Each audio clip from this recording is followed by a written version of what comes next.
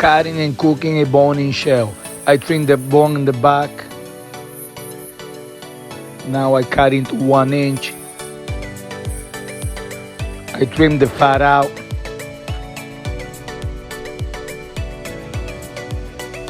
I catch it. I went to shopping.